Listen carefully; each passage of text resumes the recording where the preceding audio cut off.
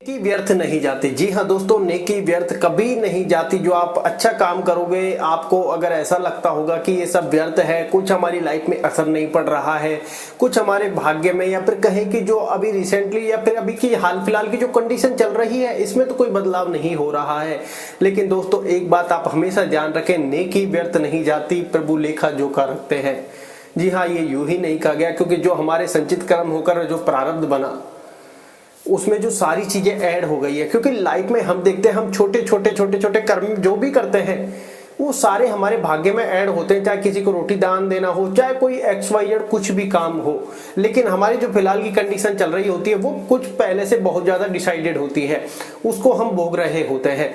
और उसमें जो हमको उपाय बताए होते हैं वो उपाय कहीं ना कहीं मन की शांति देते हैं, या फिर कहीं कि कोई थोड़ा बहुत उनका प्रभाव पड़ता है उस टाइम पे कि थोड़ी बहुत गाड़ी या पैसे का फ्लो बना रहे। और जो हम बाकी के कार्य करते हैं, चाहे उपाय के आधार पर ही पशु पक्षियों को दाना डालना हो गया, मछलियों को दाना डालना हो गया, गाय को रोटी देना हो गया, कौओं को कुछ देना हो गया, कबूतरों को दाना डालना हो गया, चींटी को आटा खिलाना हो गया, हम सब ये सारे कर्म करते हुए जाते हैं।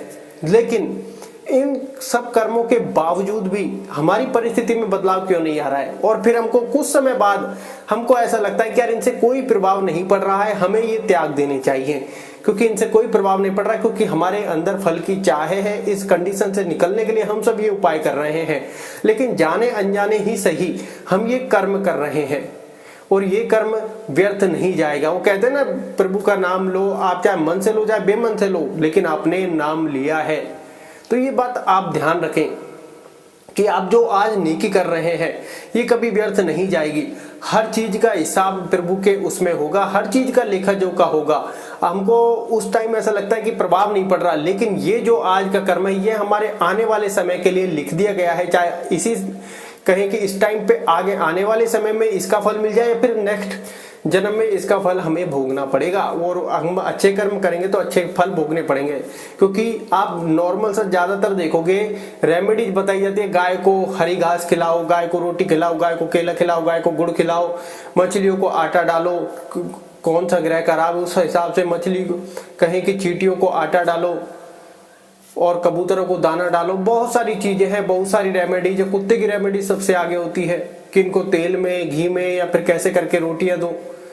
तो ये सब हमको लगता है, और ये प्रिकॉशंस लगभग बताए जाते हैं। कोई कहे कि 7 बार के मतलब कहे कि 7 बार के मतलब 7-7 49 50-60 दिन के आसपास के, और उस टाइम तक हम करते करते हमको ऐसा लगता है कि इनसे हमारी लाइफ में कोई भी प्रभाव नहीं पड़ रहा है। लेकिन ये हमारा कर्म बन रहा है, क्योंकि ये जो कर्म आज हमारे हाथों से हो रहा है ये हमारा शुभ कार्य है। क्योंकि भगवान ने हमें बुद्धि दी है, तो हमारे बुद्धि अनुसार ये कर्म ऑटोमेटिकली बनते हैं, क्योंकि प्रकृति से हमें जुड़ना है। हम भाग दौड़ भरी लाइफ में सिर्फ इन रेमेडीज को फॉलो करते हैं, जिससे हम पशु पक्षियों के पास जाएं, उनका थोड़ा सा चाहे हमारे स्वार्थ के लिए ही सही। क्योंकि आज आप देखोगे, आज जो इतने सारे व्यक्ति जुड़ रहे हैं ये कहीं ना कहीं स्वार्थ से रिलेट हो रहे हैं। क्योंकि लाइफ में हमको ऐसा है, कोई अगर व्यक्ति आपसे कहे कि ये तुम्हारा सबसे प्रिय व्यक्ति है, और अगर कहीं पर कहे कि स्वार्थ ऐसा है कि अगर एक दूसरे से स्वार्थ ना हो ना, तो शायद पड़ोसी छोड़ो, घर वाले भी मदद ना करें। इतनी बुरी कंडीशन है आज के टाइम पे। तो आप देखोगे, आप जैसे रास्ते में कोई बाइक जा रही है और आपने कह दिया स्टैंड लग रहा है, स्टैंड हटाओ, इसमें आपको फल की अनुभूति नहीं है कि आपने तो ऐसी सडनली हेल्प कर दी किसी की कि अगर ये स्टैंड नीचे टिकेगा तो बाइक का एक्सीडेंट हो सकता है, उसकी जान जा सकती है, बाइक में नुकसान हो सकता है, किसी दूसरे को भी हानि हो सकती है, सामने वाले को। तो ये आपने जाने अनजाने कर्म कर दिया, और ये कर्म ऐसा है जिसको आपको फल की चाह बिल्कुल भी नहीं है। आपने दूसरे के बारे में अच्छा सोचा, ये और भी एक्स्ट्रा ऑर्डिनरी कर्म हो गया कि दूसरे के बारे में अच्छी भावना, इसके में आपने फल के बारे में भी नहीं सोचा। तो ये सारा एक्सट्रीम लेवल पर काम हो रहा है। ऐसा नहीं कोई भी चीज अकारण हो रही है, सारी चीजें जानबूझकर प्रकृति द्वारा चलाई जा रही हैं। क्योंकि व्यक्ति कहीं ना कहीं अपनी भाग दौड़ भरी लाइफ में जब दुख का टाइम आता है, जब वो प्रकृति से जुड़ता है, क्योंकि दुख के टाइम पे वो सारे उपाय करता है, सुख के टाइम पे अगर उसको छोटी मोटी चोटें भी लगते रहती है वो कभी ध्यान नहीं देता। क्योंकि उस समय पैसे का फ्लो बना रहता है।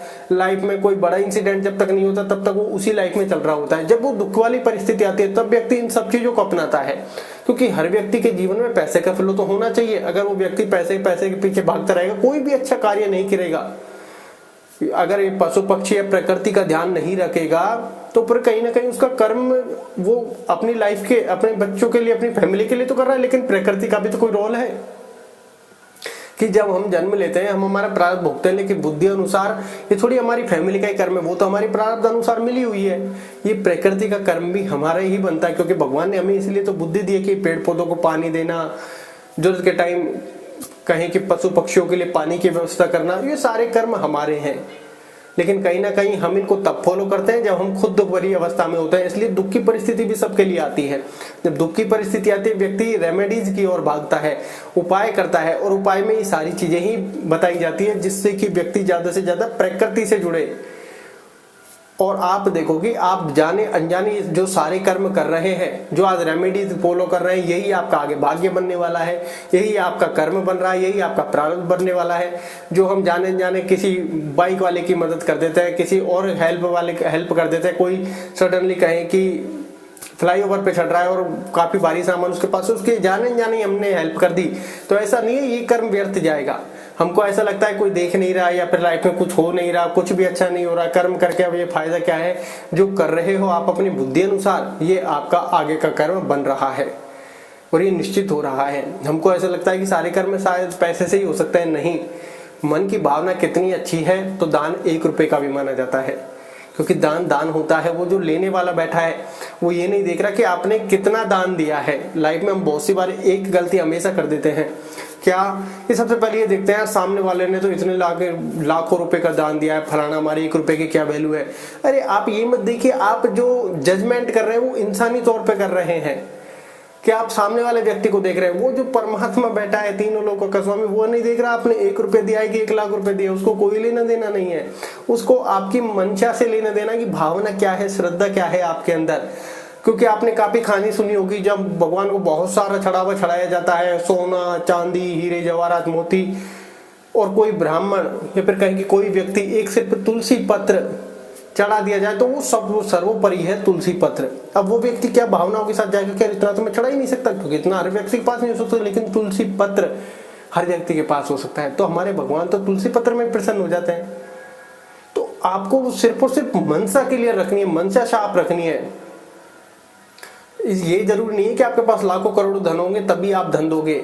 10 रुपया तो 1 रुपये भी दान कर सकते हो। अगर 1 रुपया देने की मंशा क्लियर है तो फिर वो एक भी अनंत के समान है। ये बात आप हमेशा ध्यान रखें। तो आप ये कभी दूसरों को ना देखें दूसरे व्यक्ति ने क्या किया है, हमारे पास जितना है उसमें हमारी श्रद्धा कितनी है। क्योंकि वो जो देखने वाला है वो सिर्फ हमारी श्रद्धा देख रहा है, हमारे पैसे नहीं देख रहा कि व्यक्ति किस श्रद्धा भाव से दे रहा है। कहीं ऐसा तो नहीं है वापस भगवान ये फल दे देना 1 रुपये चढ़ा रहा हूं। वो अपनी अपनी सोच पर डिपेंड करता है। तो आप जीवन में ये ध्यान रखें कि नेकी कभी व्यर्थ नहीं जाएगी। प्रभु लेखा जोखा रखते हैं। और दुख की परिस्थिति जब ज्यादा चल रही हो तो अपने मेंटल और फिजिकल दोनों हेल्थ कंडीशन का हमेशा ध्यान रखें, क्योंकि कब क्या आपकी किस्मत पलट जाए, क्या आपके भाग्य प्रारब्ध में लिखा है। जिनके पास कुंडली है वो दिखा सकते हैं, अपने अपने एस्ट्रोलॉजर को नहीं है वो शांति बनाए रखें अपने दिमागी तौर पर, क्योंकि जितने ज्यादा परेशान होंगे ये दिमाग और भी ज्यादा परेशान करेगा। इसलिए ध्यान योग व्यायाम प्राणायाम जरूर करते रहिए अपनी लाइफ में, क्योंकि सबसे पहला काम अपने आप को दीजिए, क्योंकि लाइफ के सारे उतार चढ़ाव सब आपको ही देखने हैं, क्योंकि आपका प्रारब्ध ऑलमोस्ट डिसाइडेड है। और जो चीजें हमको मिल रही कर्म करने के अनुसार वो 100% एफर्ट के साथ करते जाइए। लाइफ की सक्सेस आपकी फिर कोई नहीं रोक सकता। धन्यवाद।